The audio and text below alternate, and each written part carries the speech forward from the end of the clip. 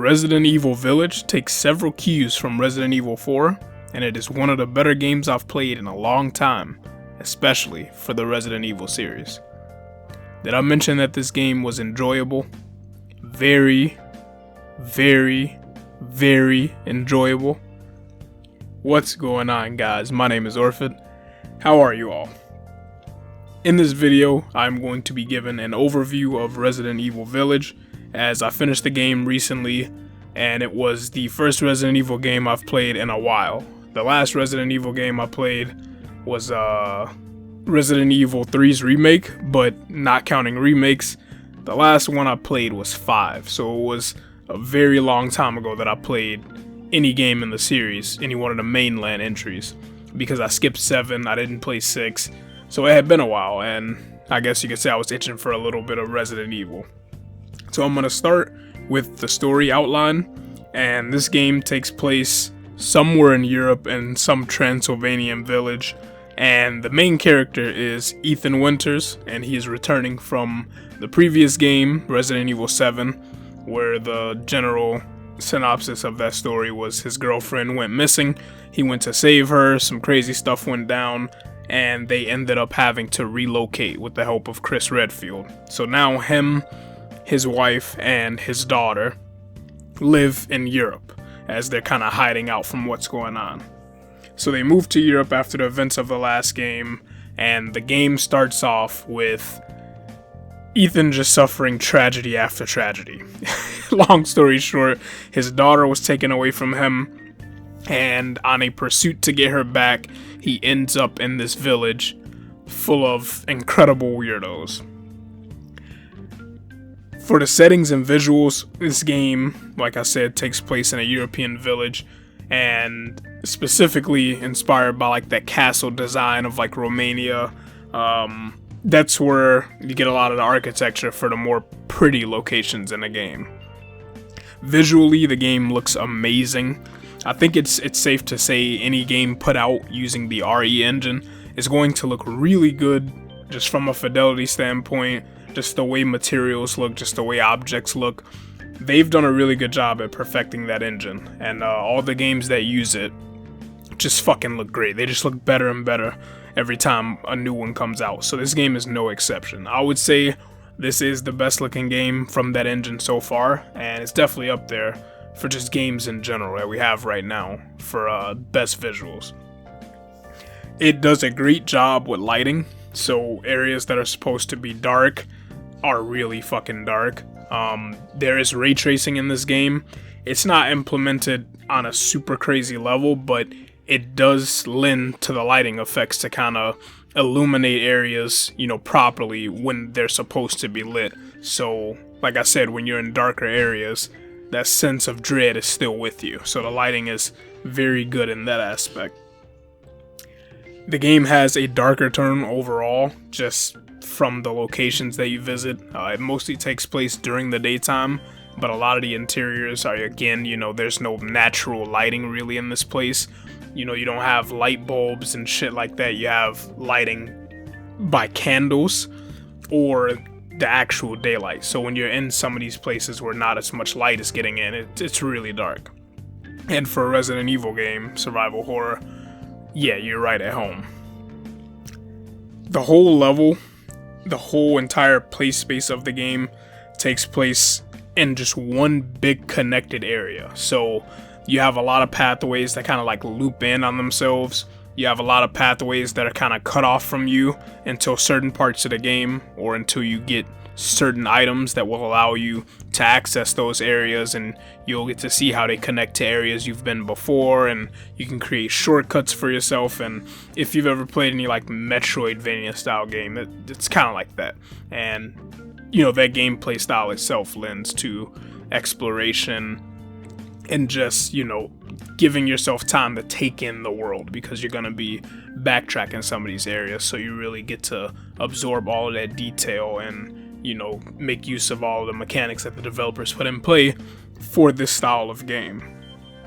And then we're going to move on to gameplay, what you're going to be doing for the majority of your time playing the game. The merchant returns in this game, which I love very much. It's probably one of my favorite parts of it. I am a big fan of Resident Evil 4. I still put it up there as like one of the best games I've ever played.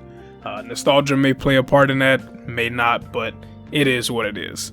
So anything this game borrows from 4, I'm going to be a big fan of. So yes, the merchant returns. He has an item shop where you can sell him items that you find out in the world.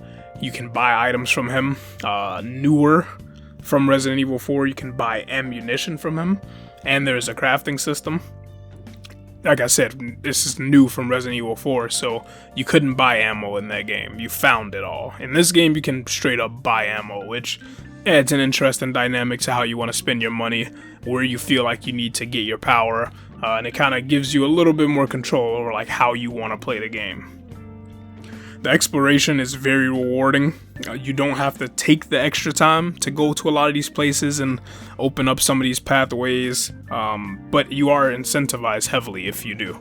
Like if you just want to beeline to the main objectives, you can, but you would be missing out on a lot of things that are going to help you throughout your playthrough. Again, it's not totally necessary, especially if you play on lower difficulties, but there is a lot tucked away for people who are of the explorative sort, and that's how I play games. I leave no stone unturned, as much as I can at least. And it was awesome to play this game the same way. So, weapons. Again, another big part of what you're going to be doing in this game is shooting monsters. So the weapons should feel good, right? And they do. They feel powerful. The accuracy, it's all up to you. Aiming feels really good. The game runs at 60 frames on PlayStation 5, so it's buttery smooth. It felt great. I didn't experience any real dips. Just the performance the whole way through was enjoyable. Like I had no problems with it. The rewards, positioning, and understanding of the mechanics. So there is a block feature in this game where you take less damage if you're blocking. There is also a feature where if you press the block button again after successfully blocking an attack, you will actually like counter and shove the enemies away, opening up more space to get shots off. And if you understand that stuff, it's very crucial for the later difficulties, it makes the game a lot more enjoyable because you don't have a dodge button. Your character doesn't move particularly fast, so utilizing those mechanics is going to be imperative to some of the later areas in the game when they really start throwing, the big mobs and the big monsters at you.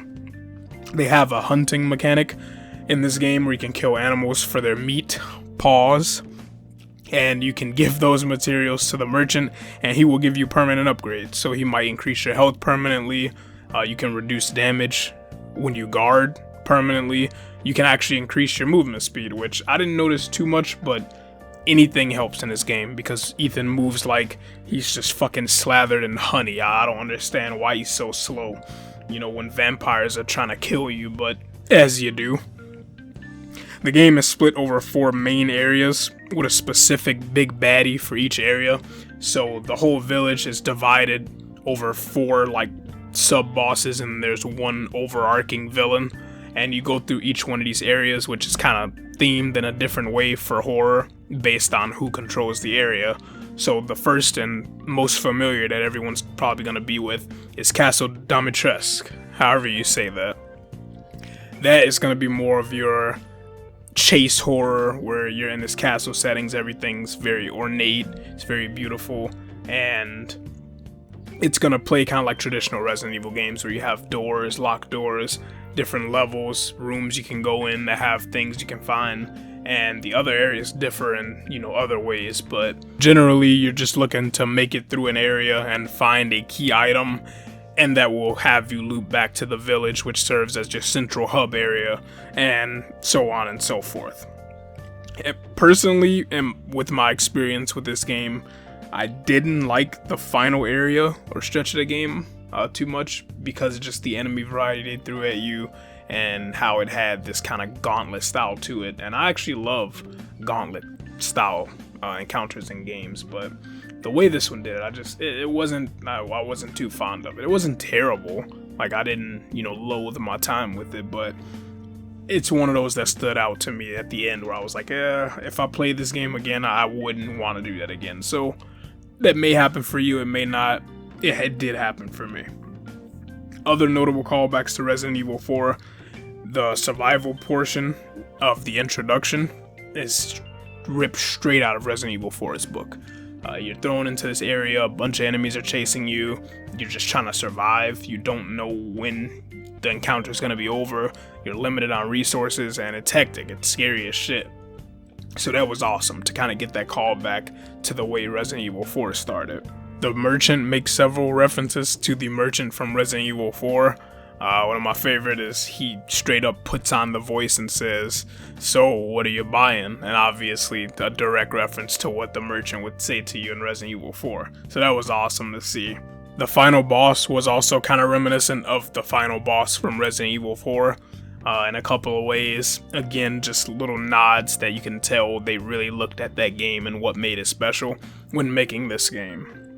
And the final one, just in general, which is overarching, is the emphasis on action. It's a heavy emphasis. So Resident Evil 7 was definitely more survival horror, and it leaned into more of the horror aspect of it. This one pulls it back and goes for the more action approach. And me personally, I enjoyed that a lot more.